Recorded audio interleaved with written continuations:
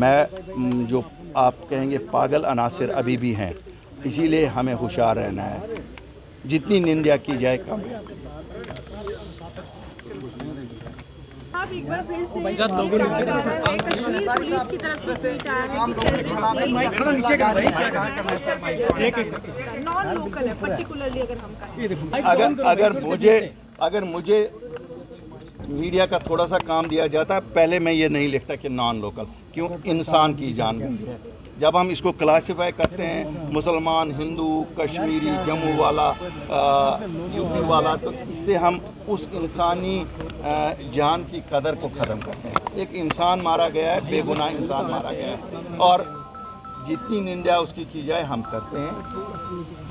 अल्लाह करे ये जो कल हमने ईदगाह में पहले देखा और आज पुलवामा में देखा, ये फिर से आपको लगता है कश्मीर के हालात बदले? नहीं, कश्मीर के हालात ठीक हैं।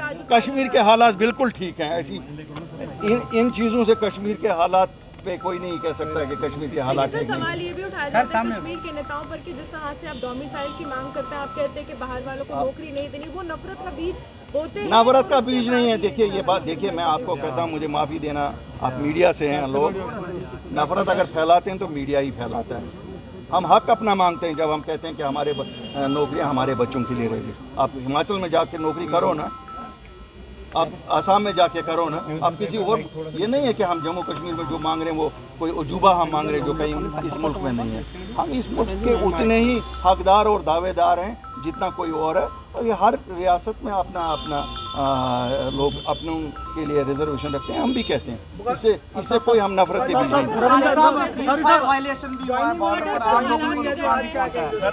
बॉर्डर के हालात बिल्कुल ठीक है, ये तो चलता रहता है। कभी कभी वो लोग ऐसा, उनको सुनिए, देखिए उनको भी अपनी दुकानें चलानी है, बड़ी दुकानें चलती हैं यहाँ, सब लोग उनकी दुकानें चलती रहेंगी, लेकिन इंसानी जानों के साथ कम। रविंद्र रैना जी कहते हैं हम भी तैयार हैं, रविंद्र रैना जी कहते हैं हम भी तैयार हैं चुनाव के लिए, मगर आखिरकार फिर चुनाव क्यों नहीं हो रहे?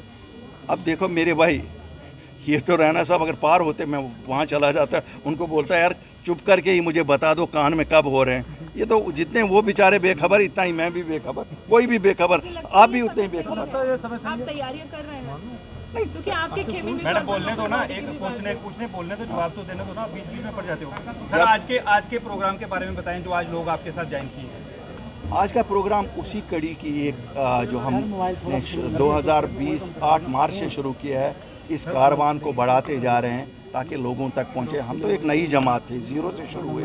यहाँ ख़ानदानी जमातों का जमावड़ा था।